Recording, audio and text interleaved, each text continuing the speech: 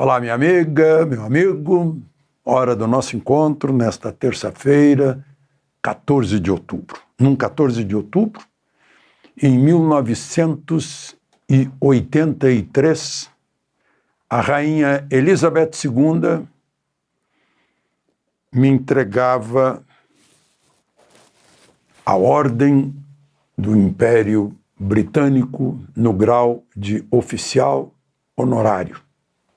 A mesma que ela deu para os Beatles, com a diferença que eles são britânicos, eu não, né? Eles podem usar o OBE depois do nome. Num documento assinado pela rainha e pelo marido dela, o príncipe Philip. Foi pela cobertura da guerra. A guerra foi em abril de 82. No ano seguinte, eu era consultado para saber se aceitaria. Claro que aceitei, né? Porque a rainha não poderia receber um não. E em 1976, entrava a primeira mulher na Academia Brasileira de Letras, a escritora Raquel de Queiroz, brilhante. E ela ainda teve a bondade de prefaciar esse meu livro, Raquel de Queiroz. E eu queria registrar uma grande perda do jornalismo brasileiro. Luiz Resena, ou Luiz Resena Grassi, morreu hoje com 73 anos. O Resena se formou na Universidade de Santa Maria Gaúcho, veio para Brasília. Ele foi para Moscou trabalhar na agência TASS, do tempo de União Soviética, foi correspondente em Paris, em Lisboa, na Cidade do México, trabalhou em O Globo, Gazeta Mercantil, Jornal de Brasília, Correio Brasilense, EBN. Um texto brilhante, sabia escrever. E um temperamento simpaticíssimo e um conjunto de princípios de caráter brilhante também. Minha homenagem ao Luiz Resena. Lembrem-se de se inscrever e ao final de deixar o gostei ou não gostei.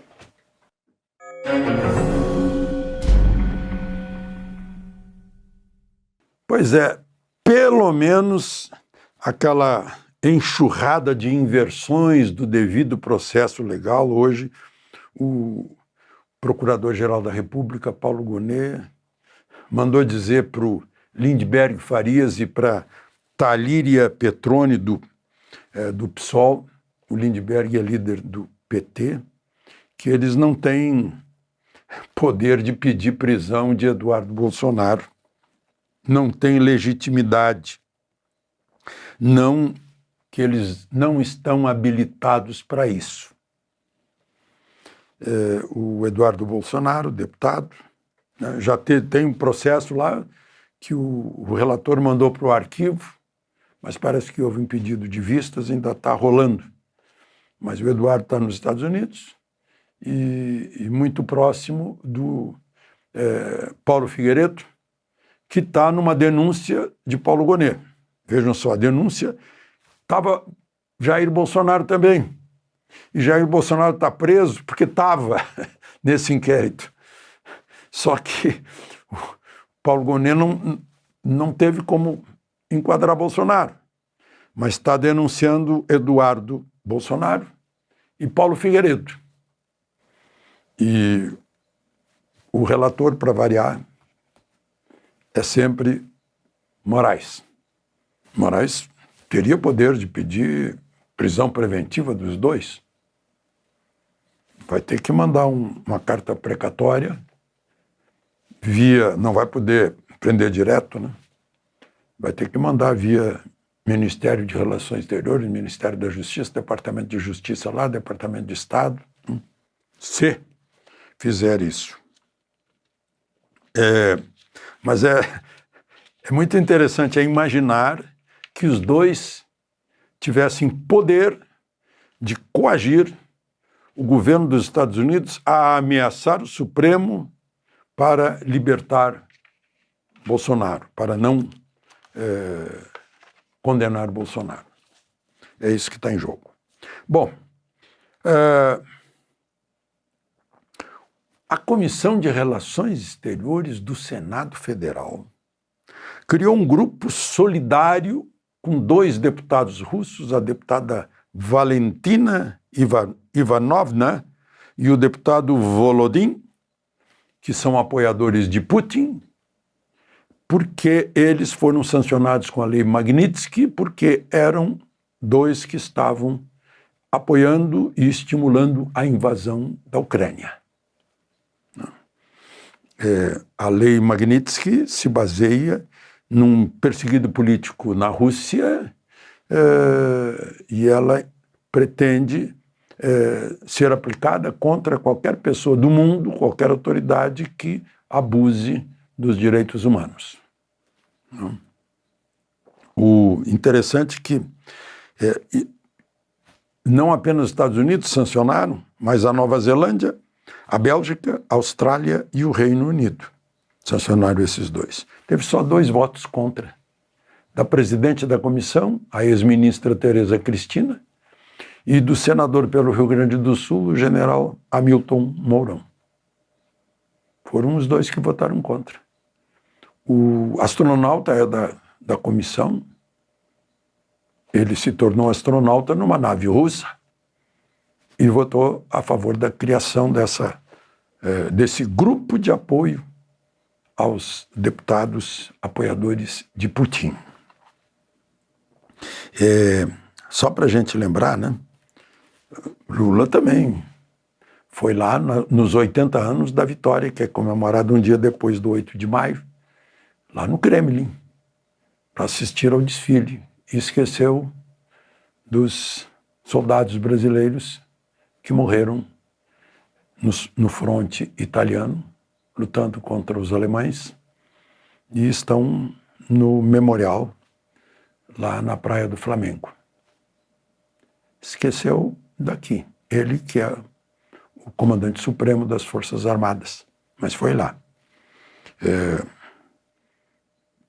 Putin não poderia vir ao Brasil, só para a gente lembrar, ele está procurado pelo Tribunal Penal Internacional, onde foi condenado pelo sequestro de 19.000 crianças ucranianas que foram levadas para a Rússia e passaram lá por uma lavagem cerebral, e muitas adotadas por famílias russas.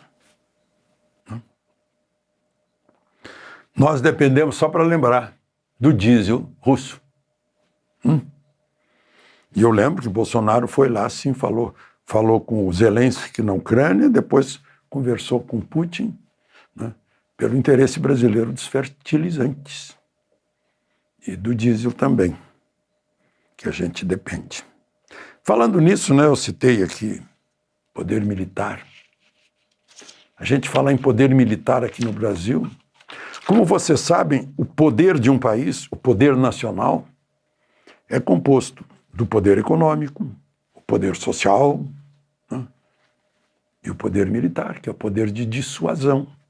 Nós tivemos essa Operação Atlas, lá em Roraima, uma espécie de dissuasão para tirar ideias malucas de Maduro, que anexou uma parte da Guiana, Essequibo, território de Essequibo, e para entrar lá ele talvez tivesse que passar, seria topograficamente mais fácil passar pelo território brasileiro, Roraima.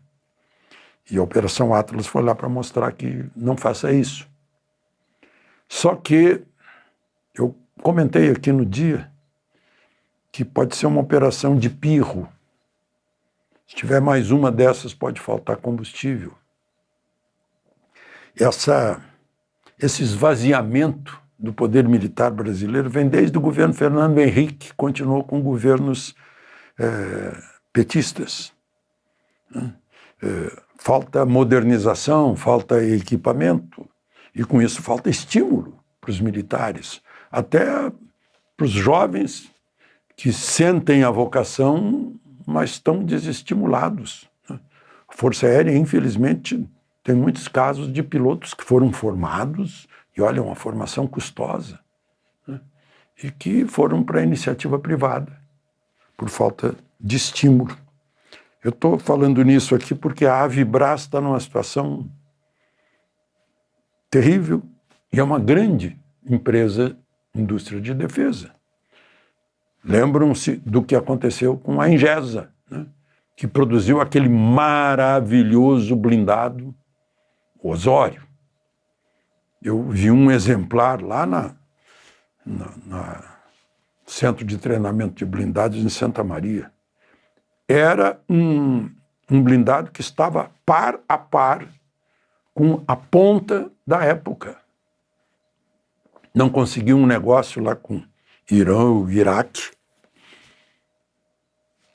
E aqui faltou compras do próprio Exército Brasileiro. Faltou a verba. Ou seja, falta o estímulo para ter uma boa indústria de exportação e de fornecimento, que significa autonomia em caso de guerra, autonomia em caso de uma agressão, necessidade do poder dissuasório, a projeção do poder militar. Como é que o Trump chega lá e impõe a paz? Porque tem poder bélico. Agora mesmo ele disse que o Hamas, se não entregar as armas, ele vai lá tirar. E deve imaginar como, ele disse, né? Eu disse aqui que eu estava cético por falta de vontade do Hamas, né? Hamas vai querer esconder as armas, né? Mas falando nisso, um vereador de Belo Horizonte postou o seguinte nas redes sociais: quem acabou com a guerra em Gaza chama-se Luiz Inácio Lula da Silva. Trump ajudou a financiar a guerra. Lula fez acordo pela paz. Obrigado, Lula. O nome do vereador é Pedro Rousseff, sobrinho de Dilma. Puxou a tia.